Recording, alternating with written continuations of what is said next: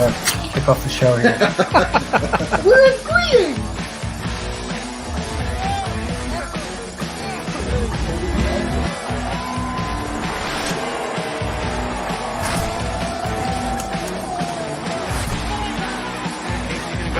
So cleaned up.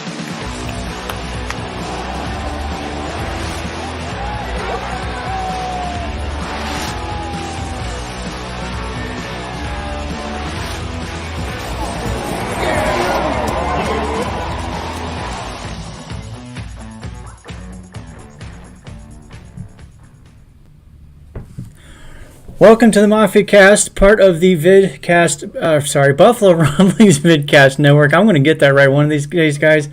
But I am your host, Papa Ron, joined by my fellow hosts, Casey and Mike. We have a special guest today. Bill, welcome to the show. Thanks for joining us. Thanks for having me. It's a pleasure to be here. I may have to just fire myself from this intro business because I am blowing it big time. Hey, when you're on vacation, Mike seemed to knock it out of the park, so we might. Yeah, he did good for this. All right, I'll try it out. He did good. I liked it. I'm just gonna have to record it and just do it over and over until I get it perfect, and then we'll just play it instead of me talking live. How about that? There you go. Whatever works. Whatever works. We'll figure it out. Yeah, one of these days. All right. First of all, I apologize for my attire. I was told that I look like a Dolphins fan right now. Definitely not the case, but we all need love, right? No. As soon as No, I got on, I said, Ronnie, change that shirt because it's teal. Some sort of Nike shirt with some sunset color, orange and yellow in it. I'm like, If we had a soundboard, you'd definitely be getting booed right now. yeah.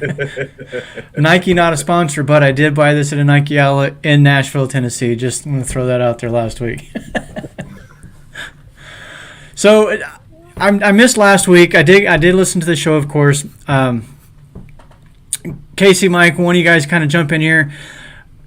Talk a little bit about how that went, the special guests that you guys had, and just tell us a little bit about that again, kind of recap. So we caught up with our new friend, John McNeil from Game On Video Games and Sports Memorabilia. So we just met him at a Stevie Johnson signing here in Rochester.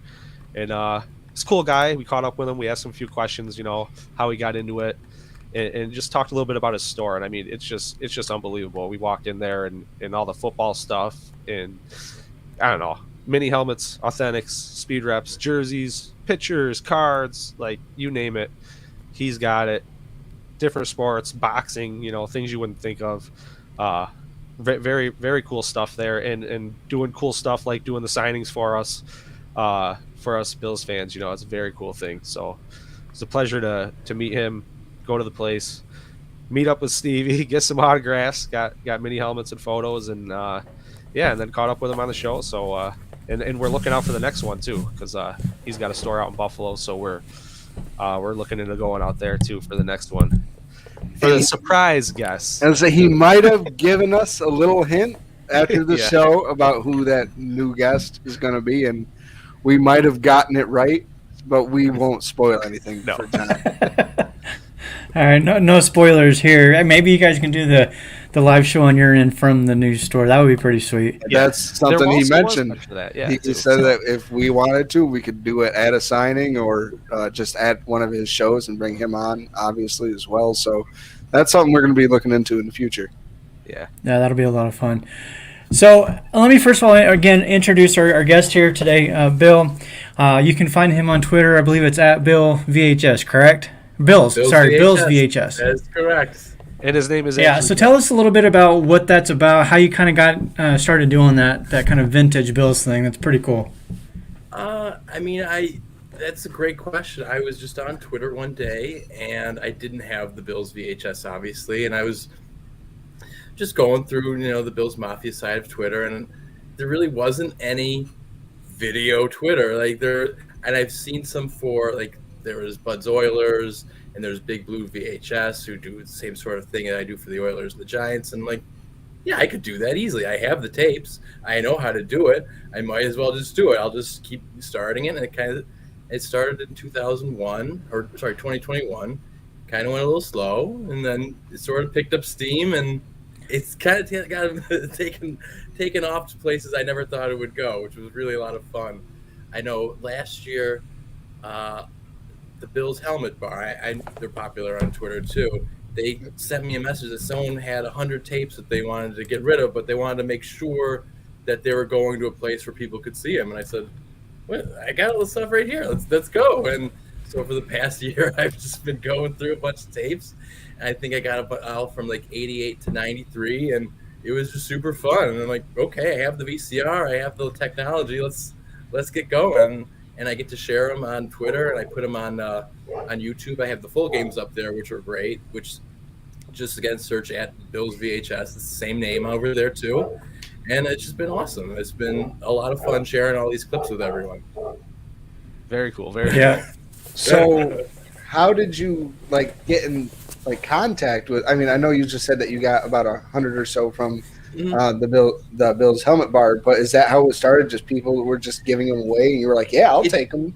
It's always been because I'm 38. I was born in '85, so I was way too young to be recording them at the time. I didn't initially record these tapes. I've been just getting tapes from people. I remember I was helping my friend's mom move, and there was a box of tapes, and some of them had Bill's names on. I'm like, I'm taking these. Is that okay? She's like, I don't want them. Just throw them out. No, I'm not throwing them out. I'm taking them home with me. That's awesome. That's awesome. And on those tapes, there were some tapes from 1980, and they're like, "This is great." I guess I saw Joe Ferguson live for the first time on tape. It was wonderful. It was the coolest thing.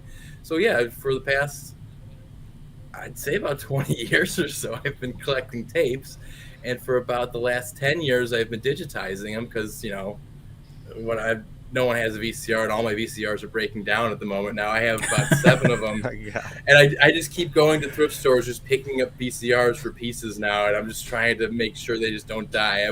I have one that's super good that's working, and I have 3 that are and I have 2 that will eat a tape whenever you put anything in it. So it's just for parts. It's hey, just man, for but you're parts. making it happen with the old school equipment. So we Casey. Casey, do you know what a VCR is? Oh my! Yes, I know what a VCR is. And I was gonna say, my father-in-law still has a DVD VCR player, the combo. Nice. And if he's ever looking to get rid of it, I now know who to stay in contact with. I know. I'm thinking my stepmom has the junk store there in Auburn, so I'm like, that's right. There you go. That's right. Very hard up for one. Well, we could track. That's that down awesome. for you. I used to have, I don't know what happened to it, but the Tennessee Bills, the Music City Miracle game. I used to have that on VHS. I have long since lost it, but the story with that one is, I was in the Army at the time, and we were out in the middle of wherever in the field doing some training for a week, and me and my crew, were a crew of 3, we were separated from the main unit, right? So we were just sitting out there by ourselves, the 3 of us. So I had to depend on my Army buddies to radio back to me the score of the game. Oh no! So I would get an update. Hey, Specialist Eastham, the score is 21-17. Your Bills are winning. I'm like, yeah. 2 minutes later, oh, sorry, my bad. It's actually 17-3. You guys are losing. 5 minutes later, a completely different score. Just kept going back and forth. I was like, okay, guys, come on. You're killing me. That's why. So the whole day, I had no idea, no clue what happened. I just kept getting random scores all day. So the next morning, our first sergeant comes out to bring us breakfast, and he tells me what happened, the actual story, the forward lateral and everything. I was like, that's BS. I don't believe you. There's no way that happened. That's so Hollywood, right? I get home. It wasn't until I was home I popped in that VHS and watched the game. I was like, oh, it did happen. And I blame that game. I have a theory about the lateral. It starts moving forward and then comes backward. It doesn't travel in a straight line because footballs rarely travel in a straight line. It starts going forward but then goes backwards. It sort of makes an arc because I think the wind's coming at it or something like that. So when he releases it, it's definitely a forward lateral. But when he catches it, I think it's a It's Don't.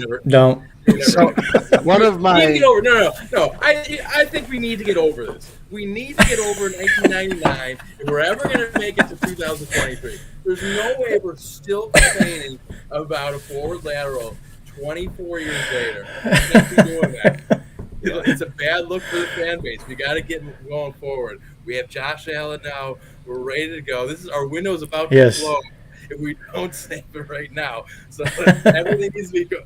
I'm sorry. I'm such a homer. dude, Hey, I you're not think alone, you're right man. though. I mean, it's kind of. Pop Ron put out the tweet. Would you rather go through the 13 seconds or the drought? And Pop Ron did it end up pretty split 50-50? Yeah, Which was surprising.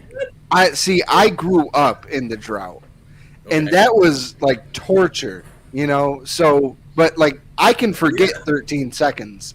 Like it doesn't bother me nearly as much because it was just a moment. It wasn't like an extended period of time. Then like that's kind of the game.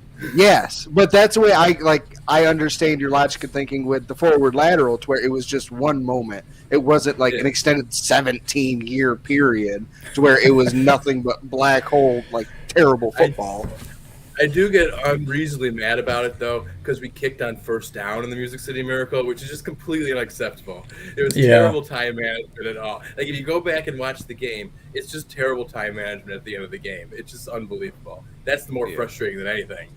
Well, it sounds like the Bills are doomed on time management as a whole, not just this coaching staff. So, well, it also didn't help at that time the whole Flutie and Johnson debate either. So, I mean, that was kind of part of it. A lot of people will say that we win that game if Flutie starts. See, I don't know if we win the game because we were in a position to win the game anyway. And the 99 team was all about defense. And you could have put me back there behind center. It doesn't matter. And the 99 team also has the greatest receiving core in Buffalo Bills history, just by yardage alone. Because you think about the three starting wide receivers, were Andre Reed, Eric Moulds, and Peerless Price, which are 1, 2, and 10, like on the all-time receiving list. It's just amazing. I love that 99 team. It was so good. Yeah. Imagine Josh with those weapons. Ooh. Well, you know what? I have for a long time contended that Eric Moulds is the best receiver in Bills history because he played with probably 33 different quarterbacks, none of them even close to elite.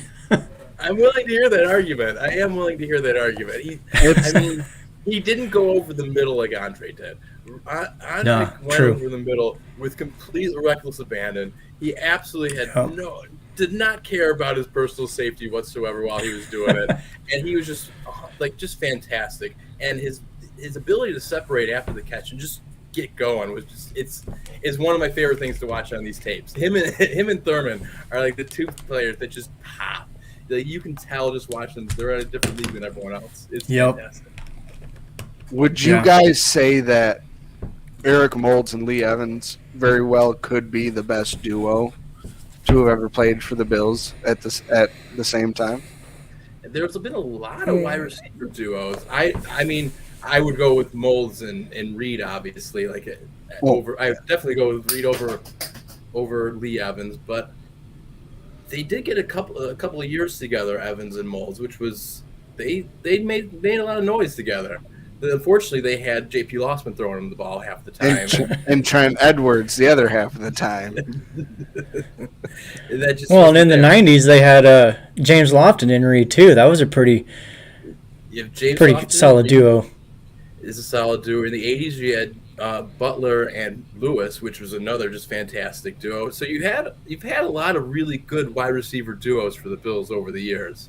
I mean, I thought Diggs and Davis was going to be the next one. Last year, Davis just fell off a cliff. He had the one Pittsburgh game where he had about 150 yards in the first quarter, but other than that, nothing's really sticking out for Davis from last year. You know, it's funny you bring up Davis. I've got a tweet that's scheduled to go out tomorrow and on the Facebook message, but about Gabe Davis and some of the numbers he put up last year and where he ranks. I think there's a lot. I'll just put it this way: I think there's a lot of shade being thrown towards Davis that Some is warranted because of the drops, but the dude was still making plays too out there. He had, I think it was 17.4 yards per catch average, second best in the league, 7 touchdowns, 15th best, tied for 15th best in the league. So it wasn't all doom and gloom with Davis. I know that some of the drops were very untimely, but the whole team was struggling with drops last year. He was kind of a guy you wanted to look out for. Yeah. He caught on like that. I mean, drops are something that Mike and I kind of joked about it last year. Stephon Diggs, it seemed like he dropped the first pass every single game. It was weird. It just seemed like the first one just always like went through his hands. There was like a couple instances where we watched it happen, and I was like, well, first of all, I think what you're getting at here is all players drop balls. But it's like, I don't know, it's funny.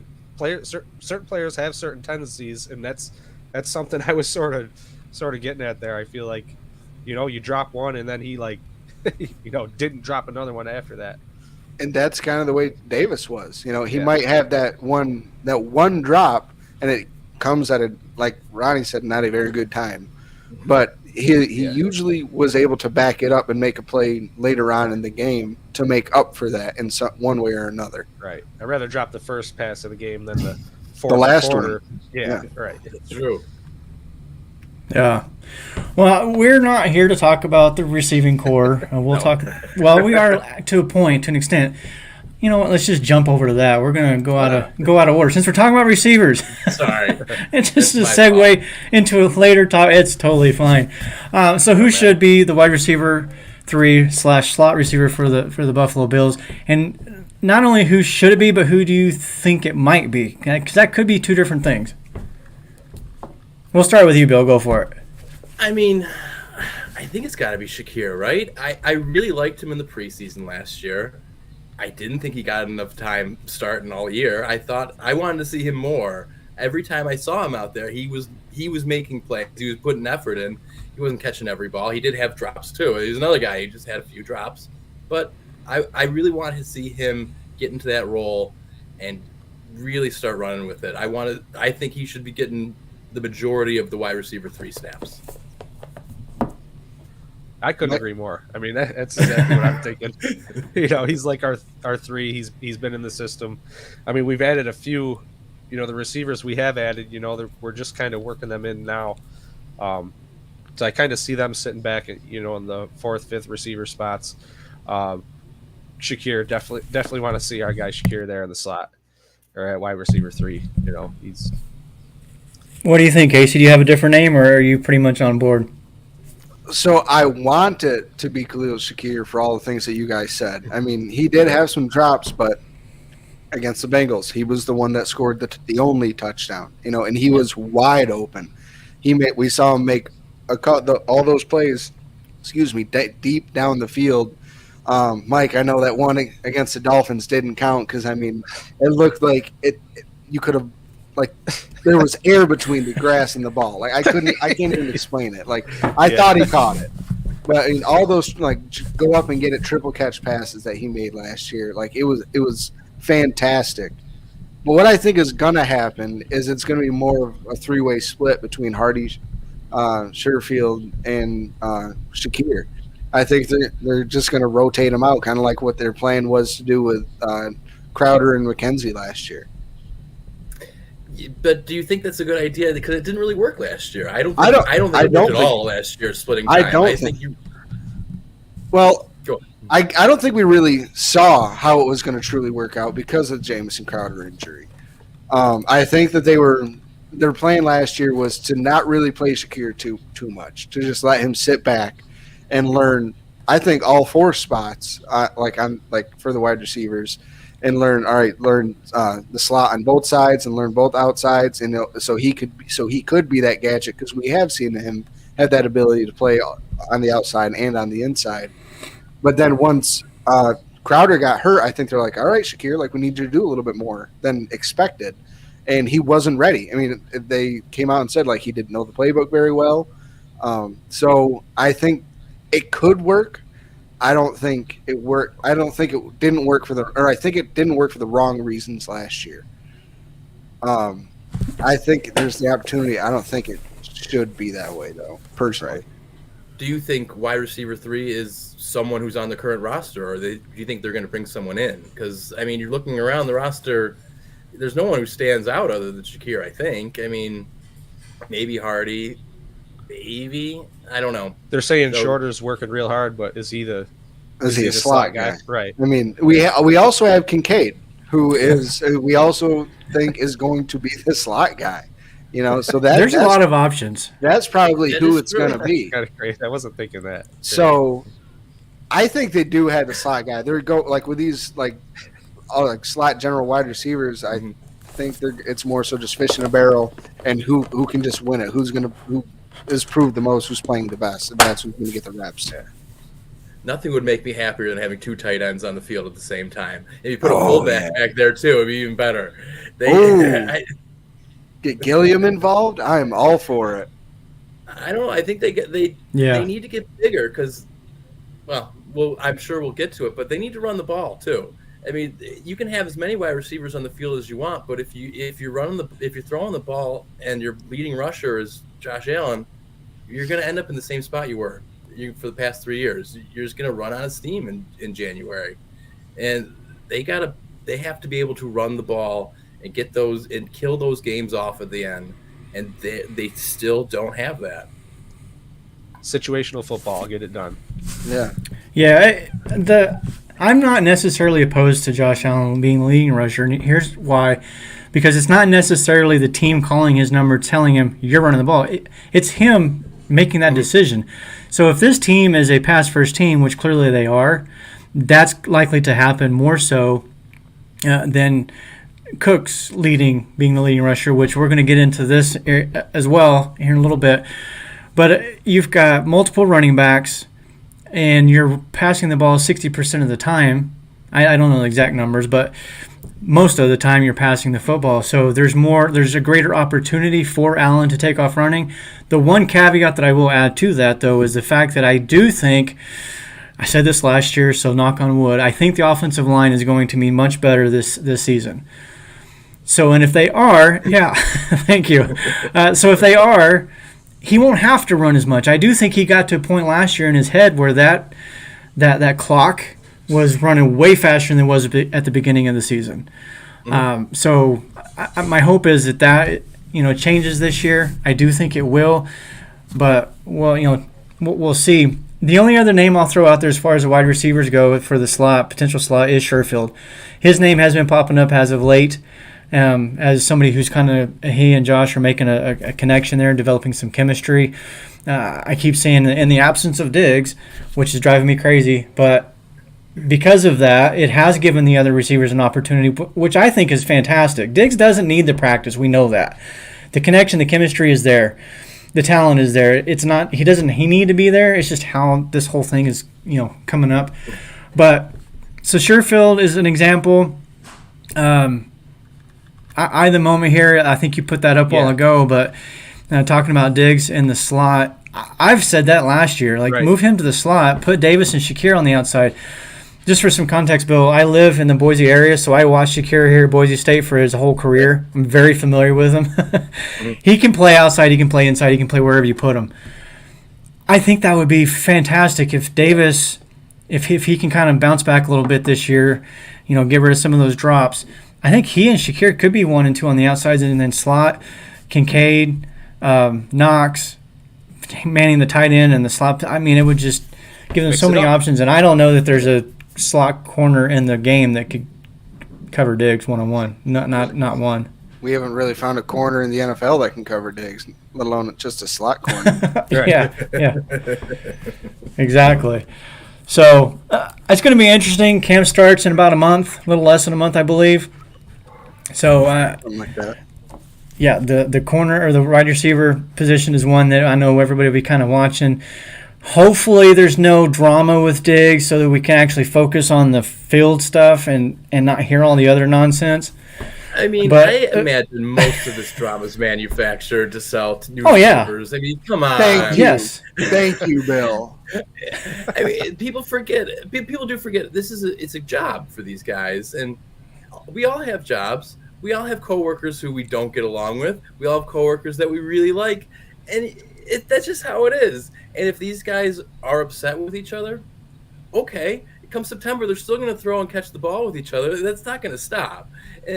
And the just all of the noise around it it's nothing but a distraction, and it's nothing positive. Exactly.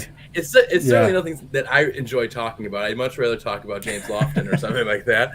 But I guess it does give some people something to talk about. The Paparan, stop drinking the Kool-Aid. No, you and I, what he just said is exactly why it drives me crazy, because it is a distraction. Like Mitch Morris said, I got shit to do. They ask the question, the media, and I get it. I know they have a job, but they're asking those questions, and I understand coworkers sometimes don't get along. But just if like the Cincinnati game, my only thing is Diggs needs to learn how to handle his emotions in a more, grown-up way. Other than that, I don't believe that there's a concern. I really don't. I don't see this as the bickering Bills of the 90s situation. It's a completely different thing. It's not a problem. It's not an issue. But it's because it's out there in the open. It's in the public, so the media is grabbing a hold of that, especially in June when there's nothing else going on. What else is going on? Yeah, exactly. Yeah. I'm going to disagree with you, though. I want to see that emotion from Diggs. I was fine with that. I was in the stadium, so I didn't see it until I watched the replay because I tortured myself, and obviously I watched the replay of that game too. But I mean, it's fine. He's throwing his arms around. Who cares? It's a football field. I've seen that in every single game that's ever been played ever. There's always some guy on the sideline upset about something, and the other 50 guys are looking at him like, who's this jerk? I mean, it happens all the time. I think it's another one of these non-stories that's just needs to be a story, apparently. Wasn't on there the field? On the field is fine. On the field, okay, it is what it is. Tom Brady is famous for that. It's the storming out of the stadium and leaving his teammates behind. Like I came from, like we just mentioned, the being in the Army 7 years. You don't just get mad at your people and leave them. You don't do it, and that's the part that I have kind of struggle with, but.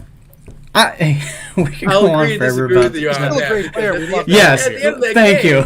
Season's over. I mean, season's over. I'm going home. I don't need to. When you get that close, you get that close and lose. Like you can't be happy about it, and not even lose like it was a close game to get blown out of the water. Well, yeah. I'm not going to get mad that was an ugly game. Because within like 48 hours of the game, if within 48 hours of a terrible loss, whatever you've done within that 48 hours, I'm fine with. Except for smashing my TV. If someone smashes my TV, I'm not fine with that. Smashes your TV or takes your VCR, that's the line. I draw it right there. Yeah, with one tape. Oh, I don't know. Just one tape. Oh, my God. That is diabolical. It's funny, though. Tapes are harder to find than the VCRs themselves. It's funny because I'm trying to look for these games that because there are games that out there that don't exist that you don't have record of, and I've just been looking for, and they're just not there. But eventually we're going to find them, and so a couple of us from the other teams, we're just trying to make a complete list of every game from 1970. So we're looking. Wow. So if anybody's listening, don't take my tapes. Yeah, if you have tapes, just send me a message, send me a DM, and I'll put them on. I'll even put them on DVD for you for free. I don't care. What? There you go. There you go. You're not losing. If you give me the tape, if you trade a tape for a DVD, that seems like an upgrade for me. Exactly. Yeah, absolutely. Anyone. I love YouTube for that reason. I've watched like the 1964 and 65 AFL Championship games. They are on YouTube. You can go watch them. All the Super Bowls are on there. They're all there. Yeah. I actually watched this in preparation for the show. I know you guys prep your way. I watched the Super Bowl 28 today just to prep for the show, to get my mindset into the, because I think this team this year has to go to the Super Bowl. There's no way we're not going to the Super Bowl this year. It's perfect. We've had these struggles, and now they're going to go over the hump. I don't think Cincinnati's that good. I mean, Burrow's okay. Thank you. But now we have tape on him, and now he's going to come back to earth. I mean, Chase, yeah, he's one of the best wide receivers in the league. So is Diggs. What are we talking about here? Hold I on. don't know. Is Chase one of the best wide receivers in the league, or does he just have? Is he top 10 and just have a fellow top 10 wide receiver on the other side of the ball where they can't just key on one of them? Because you hardly ever see a game where they both go off at the same time. It's always one or the other. So, because T. Higgins, I think, does not get enough credit. I mean, he is an absolute animal. He is might be one of the more underrated. He's so good. On my wide receiver list right now for fantasy football of ones that you can get for cheap later rounds. Yeah, what teams wouldn't he be like a number one on? The Vikings, the Bills, the Bengals, the Dolphins, and any other ones. I mean, I don't. Yeah, and the Raiders. No, the Raiders have Adams. Well, that's what I'm saying. Like, other than those 5-6 teams, right. Okay, gotcha. Yeah, he's a number one in most of the NFL. So that's just one of those things. This is one of those storylines that, not being a Bengals fan, but I am so looking forward to seeing is when Higgins comes due for a second contract. How that's going to play out, because I don't think they can afford it. It's already. I really don't. They had to extend Burrow and Higgins this year. Yeah, so that's going to be interesting. And Jamar next year, you're not doing that. I don't care. Unless they take a significant pay cut to help the team out, which they might. I don't know, but it's funny. I just actually wrote an article not too long ago about some of the quarterbacks, and I put Joey Burrow not way down the list, but to me, he's not a top 3. I wouldn't even put him honestly in the top 5. Even the AFC, I really think that he is made from those weapons around him. Give me a quarterback who has that kind of a supporting cast. Maybe Mixon, in Tampa. Hayden Hurst, Boyd, Higgins, and Chase. It's insane. It's crazy insane how good that team is as far as their skill position players. And the Bengals games I've watched, he hasn't done anything that wowed me that's made like, oh, okay, that's special right there. You see Mahomes do it all the time. We've seen Allen do it all the time. We've seen Lamar Jackson do it. Burrow just kind of throws the ball to the guys that are wide open all the time. And he's very accurate. He's gotten a pass recently because Pittsburgh's been down for these past 2 seasons. Yeah. I don't expect him to be down again this year. I don't expect Mike Tomlin to have that team with less than 10 wins. I think Pittsburgh would be a team to look for that's going to bounce back because they don't miss the playoffs. Tomlin doesn't miss the playoffs very often. And I know we're going to talk about coaching too. He's one of the best coaches in the league, and he definitely doesn't get enough credit. He's a coach that, of course, I'd want on my team, and I think he's going to have Pittsburgh playing a lot better this year. They're definitely a team that I'm looking out for. And I think they're going to give Cincinnati trouble for the North title there. I think it's going to be the 2 of them. I think Baltimore's going to be right there, too. I was going to say the Ravens. I mean, Zay Flowers, OBJ. They still have Mark Andrews, Isaiah Likely. J.K. Dobbins is coming back. He'll be a full year clear of that ACL. With any hope that AFC North finishes at 7-9-1, whoever has the best record. All of them combined. All of them are all 7-9-1, 7-9-2. Yeah. 3 or 4 ties in that division this year. Let them tear each other apart. That would be great. That's what everybody's saying. I mean, that could.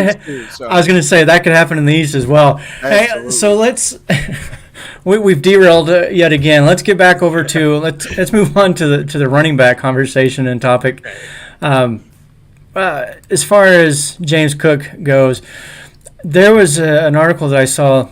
In fact, we posted up on our Mafia Cast Facebook page that you can of course find on Facebook and give us a follow. You can see all of our content there that we produce. But the article was basically saying that Damian Harris is going to take over the number 1 role with Buffalo. And I'm not necessarily against it because I do like Harris. I think he's a really good running back. I don't think that's why they brought him in, though.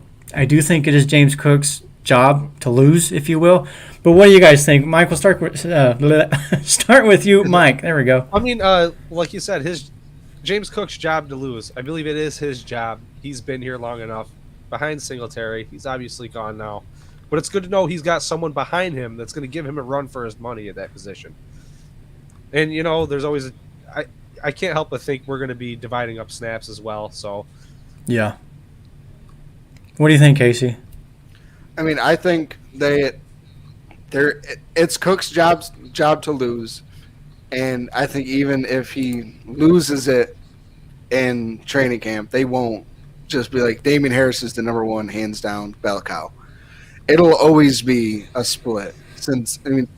Singletary, Frank Gore, Singletary, Moss, Singletary, and it's been fail after fail after fail. Yeah, I mean, but except for one, the one that stayed there for 4 years, Singletary. He was the only one that was constant. He was nothing special, but he wasn't bad. I don't think anybody would say that Singletary is a bad running back.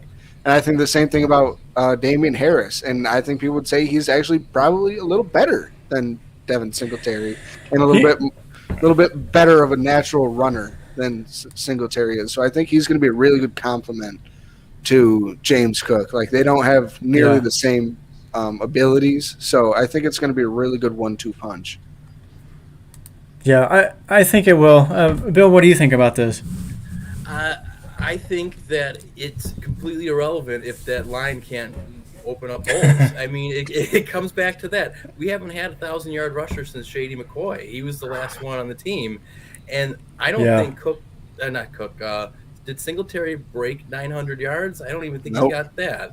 So if they commit to the run, can James Cook be RB number one? Yeah, I think so. But I think, like you guys said, they're probably going to end up splitting.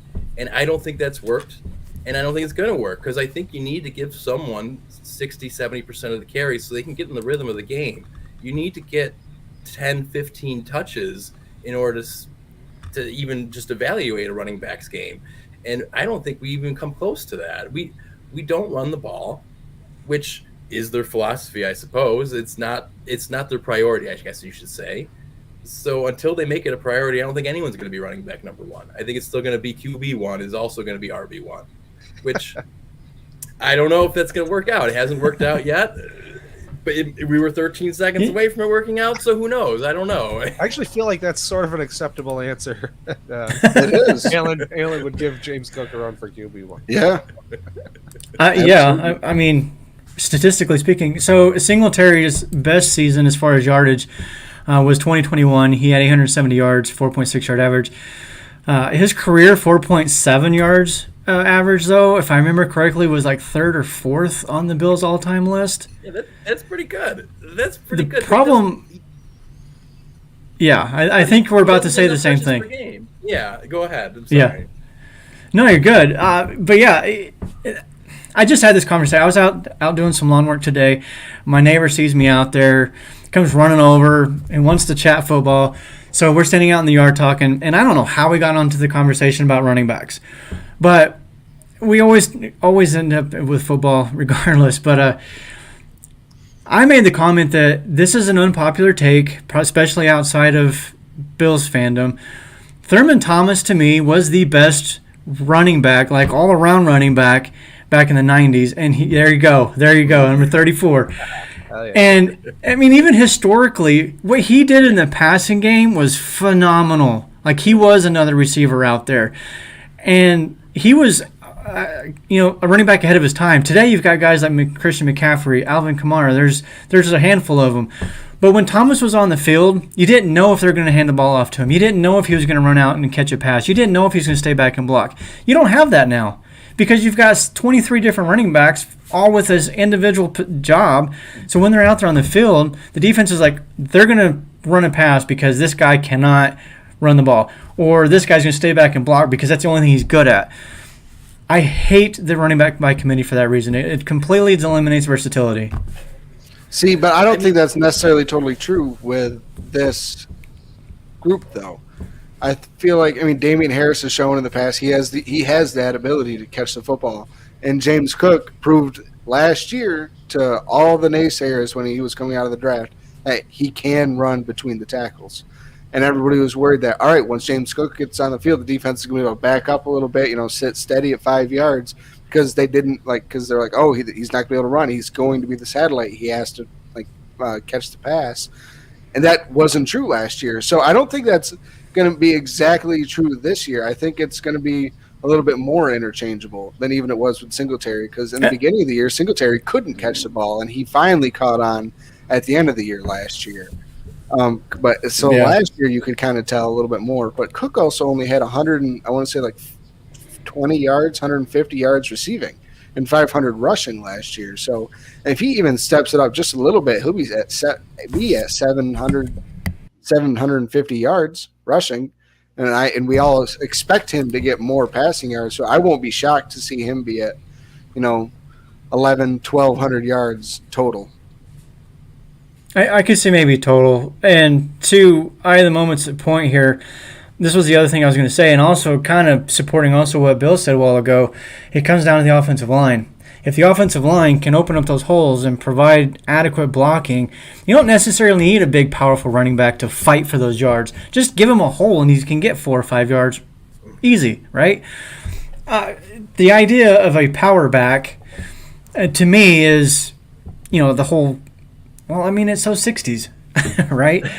Cloud of dust, 3 yards in a cloud of dust and see what happens. Just block. Even when they're inside the 5-yard line, I get the condensed field, so things it's a little harder. You can't utilize your speed quite as well. But to your point too, Casey, I do think that this group of running backs is probably the best group that we've had since McCoy was the lead guy there. And they do offer some versatility, but at the end of the day, I'm just saying, as far as the whole idea of running back committee versus a workhorse guy, give me Derrick Henry all day long over Harris, Cooks, and Hines and Murray. That's one guy we haven't talked about. Does Latavius Murray make this team? Does he even on this roster for a reason? I don't know. Does he have anything left? I guess that's probably. It's an interesting signing. In the preseason. Yeah. I was intrigued because he's always a guy I liked. He's always a guy who ran hard, but I don't know what he's got. Casey and I are huge homers on this because we watched him play in high school. I played against him, so we love seeing him in Buffalo. Well, I genuinely think he's going to make the team. Yeah. like I've said for the last couple of years, we kept Tywan Jones was active every game as running back number 4, and only played special teams. And this year we have Nyheim Hines, who is more likely than not going to be the kick and punt returner, and be sprinkled in to do the gadget Isaiah McKenzie plays. I think. So I think he's going to be basically take that role. Lose Tywan's role from last year and just move him in there, so we have our special teams running back and then the 3 running backs that we are more comfortable circling into rotation. So does that mean we're leaving Hardy out of that? I was thinking Hardy is a return, right, Ronnie? Right. Yeah, he's a return guy. But cutting him, it would only be $1.3 million. So it really wouldn't shock me all that much. I think Bean would be able to eat it if Sherfield just straight up beat out Deontay Hardy for that wide receiver 6 spot. Then I could see it. Yeah, it's going to be interesting. Again, I know that they've carried Tywan Jones as an RB for number 4 for a few years now because of his special teams. I don't see that type of a running back in this group, though. Yes, Nyheim Hines is the return guy, but when I can think about a special teamer, I'm thinking about the guys that are running downfield, making tackles or blocking or whatever, not the actual return guy. There's not a running back like Tywan Jones in this group. So if that is going to fall down to a position, I think that comes down to the wide receiver because we've got, 10, 11, 12 wide receivers currently on the roster. Something like that. 12. It looks like 12 right now. Yeah, we stacked. Yeah. Obviously, not all of them are going to make the team. We're fully aware of that. But I do think that there is a wide receiver who will fill that Tywan Jones role this season. And they only keep maybe 4 running backs. I could see Murray. I'm sorry, guys, but I could see Murray maybe the guy.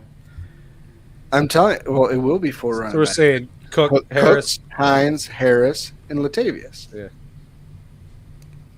You think they're only going to keep 3 active? Yeah.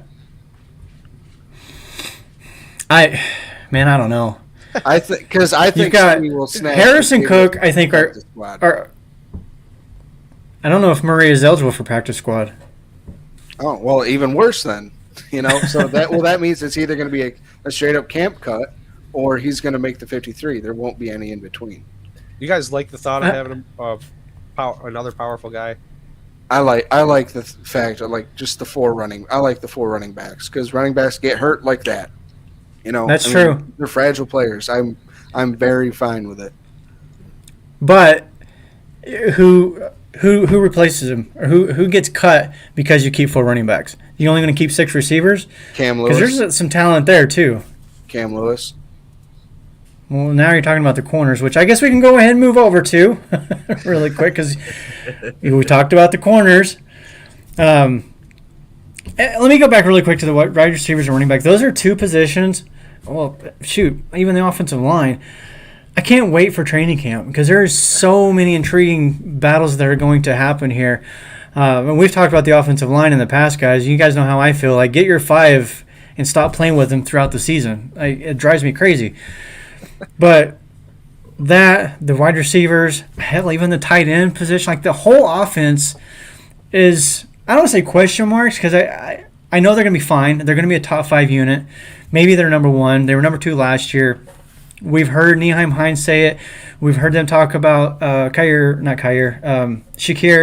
having trouble with the playbook because it is so massive. It is difficult to learn. Apparently, it's a very complex offensive playbook. All of those guys have a full year under their belt, so I fully expect this offense that while they may not be number 2 overall, but they're going to be more explosive, I think.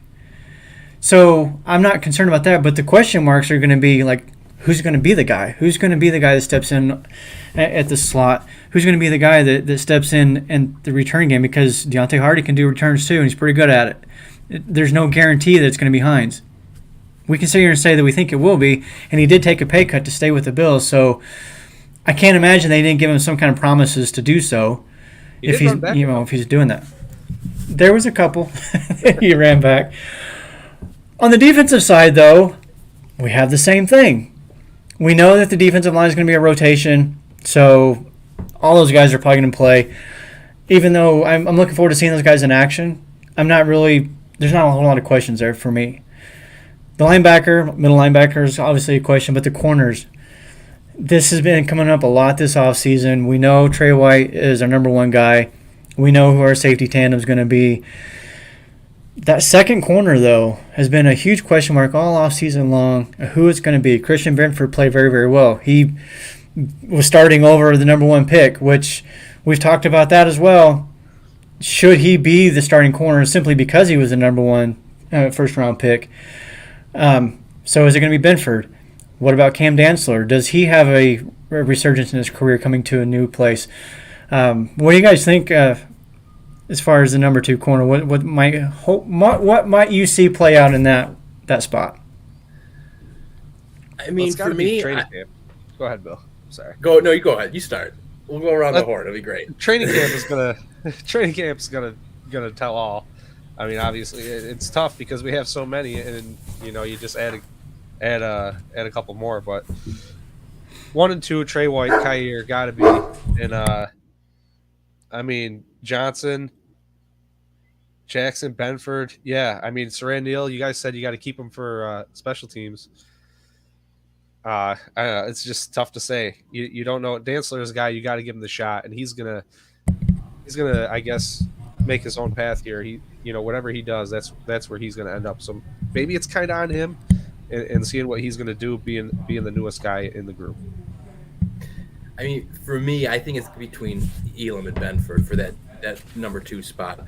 They've both been here for a year. They both have the same amount of time, and they both have pretty much the same amount of experience, and they were on the field about as much. I know they both got hurt. They both had injuries that they're having to deal with, but I think it's on one of the 2 of them to show in training camp and in the preseason that they're going to be the starter. And I think it's down between – and I think Benford has the edge. From what I saw last year, I thought he was the guy who sort of picked up the defense the best and probably was the best cover man because we didn't see a whole lot. And unfortunately, White coming back off injury wasn't White pre-injury last year. So hopefully in 2023 we get back to that pre-injury White, and then I think that'll help out a little bit. I think that Elam was the least consistent out of the three between Jackson, Benford, and himself, but he has clearly the highest peak. I mean, that's why he was a number one round draft pick. He played a lot like Trayvon Diggs. It kind of reminded me last year. He made the big play, or he got burned for the big play. But Benford was more, kind of sat there, kind of like a Levi Wallace. Sat there. He didn't give up anything big, but he'd give you that 7-yard catch. So it's like kind of just which one do you want to go? They know what they have in Dane Jackson. We know what we have in Dane Jackson. A run of the mill cornerback. Your favorite guy. Oh, best friend. But it'll be between Benford and Elam. I think that they will give it to Elam, just because he is the first rounder. They're gonna give him more due diligence to see what they have. He's gonna have more of a leash than Benford will, just purely because of draft position. But once he's yanked, I don't think they'll be like, all right, now we'll platoon you with Benford. They're like, no, once you're out, you're out. So. Like exactly what happened with. I really hope they don't platoon him again. No, I don't think we were they talking do. about with the running backs. You need to have starters. You need to have clear starters, because they need to have that focus going into the game that they know what they're doing the entire game. And I might be playing 60 minutes. I might be playing 30 minutes. Might be playing 10 snaps. I think that's hard for an athlete. Yeah, it's hard on someone's mind to prepare for that when you don't actually know what's going to happen. Yeah, agreed. Can you guys hear me still? Yes. We hear you good. Okay. I don't know if you heard the dog barking a while ago, but I muted myself, and I couldn't remember if I muted it back on or turned it off or not. Anyways, I go back. The idea of starting somebody simply because their draft position, I'm not a fan of that. Like, if somebody just outplays you, I don't care where you were drafted. Like, you play. And I don't necessarily agree that Benford is just because he was a fifth rounder. I think the traits are there for him. I don't remember the exact measurements as far as the height and everything, but I think he's bigger than Elam. The games that we watched Benford in, especially early in the season before he got injured, he was a physical corner. He was getting in there and mixing it up and knocking the ball away. And I do think he outplayed Elam. Now, down the stretch, Elam might have been our best corner on the field. Like, he looked like he was starting to figure things out. Tied for the lead in interceptions. So yeah, that's something. That ain't nothing. Yeah, so I think that's another position camp battle that's going to be a lot of fun to watch. Let me ask this question before we move on really quick to Coach McDermott. But do you guys, and I'll start with you, Casey, because I think I know which direction you'll go with this. Do you think Dane Jackson is on the 2023 roster come cut down day? I think it depends on he and Cam Dantzler. I think if Cam Dantzler truly does have a coming to Jesus moment and just plays his butt off and gets back to the starting corner that he once was in the NFL, then I could see it. McDermott's all about earning your time, earning your position. I think that if he just straight up beats out Jackson, I could see it. But I think it would also be a trade because I think Dane Jackson's played well enough to warrant, at least a late round pick, 5th, 6th, 7th pick. So I don't. And think he was something. He was undrafted too, so I believe, right? Was Dane Jackson's undrafted? Yeah, no, 7th round pick. So if he to your point, he has played well enough to get better than a 7th round pick for him. So yeah, I would be okay with that. I've always rooted for the underdog, but at the end of the day, we need the best guys on the field, and if Dantzler's that guy, then I'm for it. Bill, what do you think? Is Dane Jackson on this roster come the week 1? I think so. I think you need Dane Jackson on the roster because I think you need depth. I think cornerback's definitely a spot you need depth. he can play all three positions because they're going to roll three corners again anyway and play this nonsense 4-2 whatever.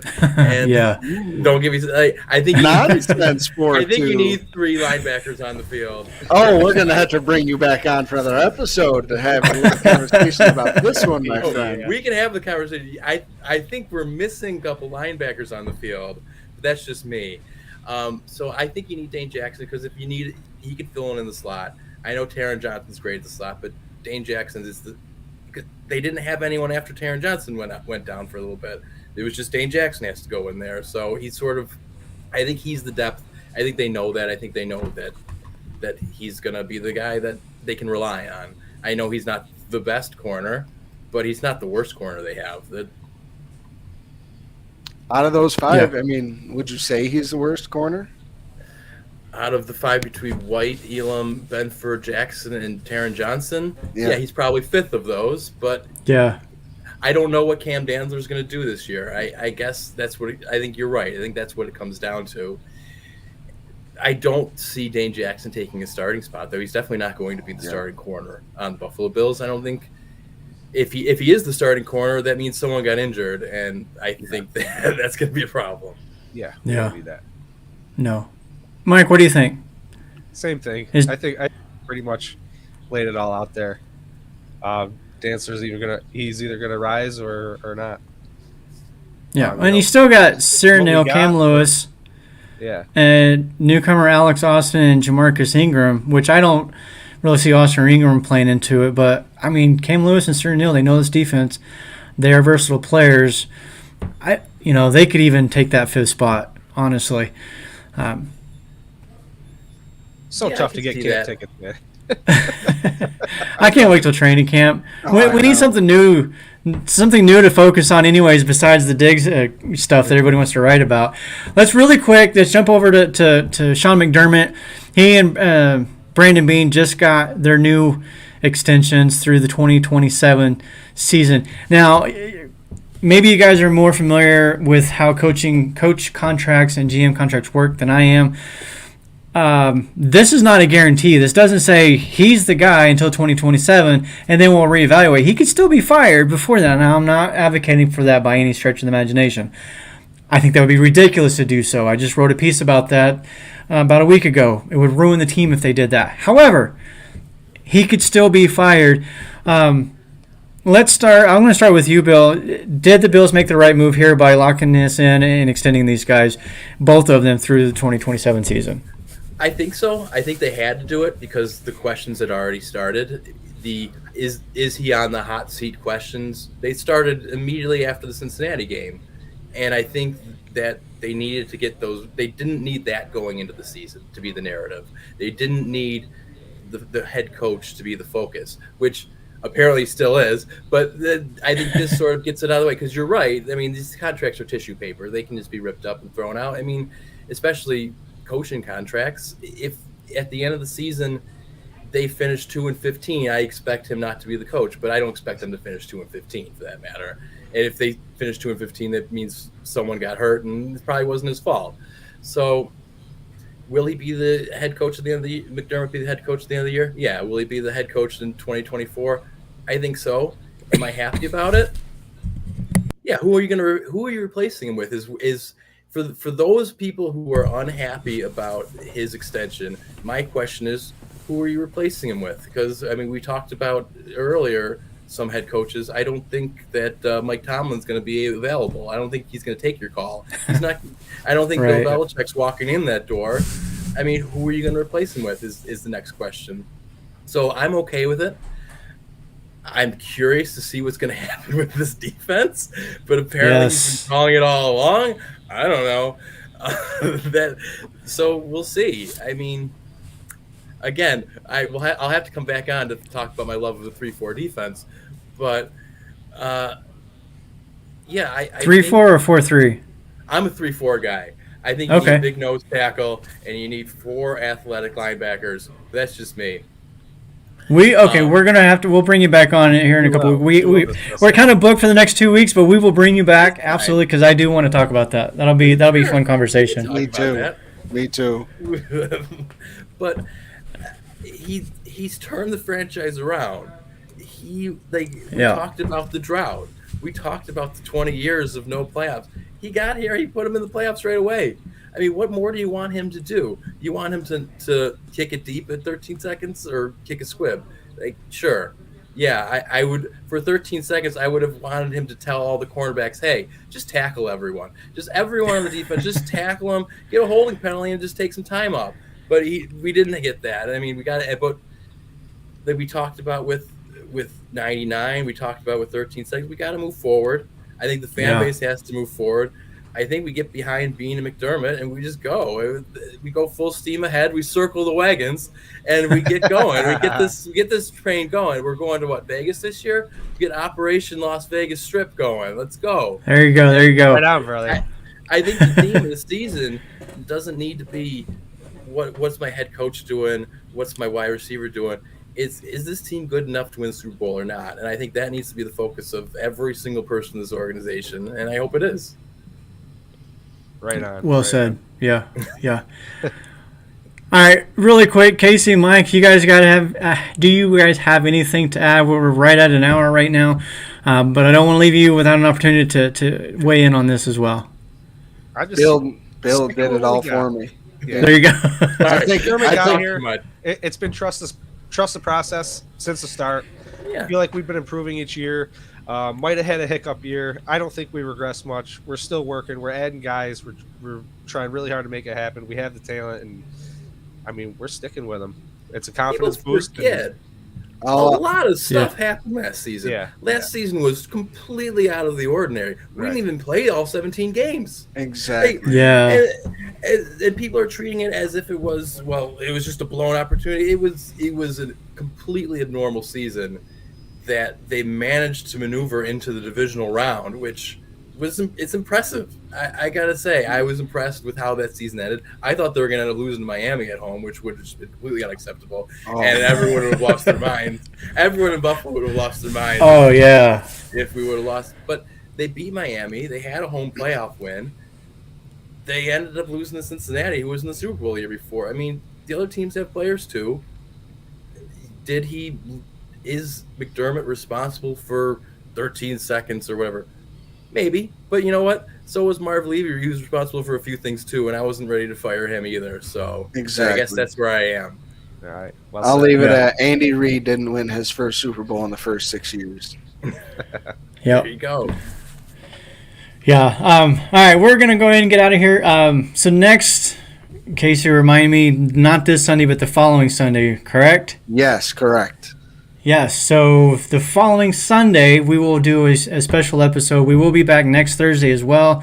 The Sunday after that, we're going to have a special guest. Some of you may have known the name. Casey, who is that?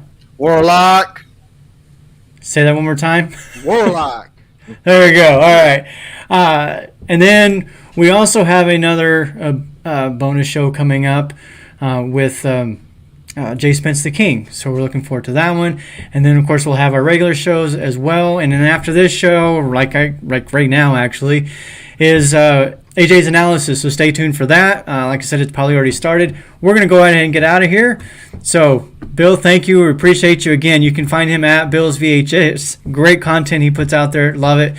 And we're going to bring him back because we're going to talk about that 3-4 defense. Guys, for the Mafia Cast, we're out of here. Go Bills. Go Bills. Go Bills.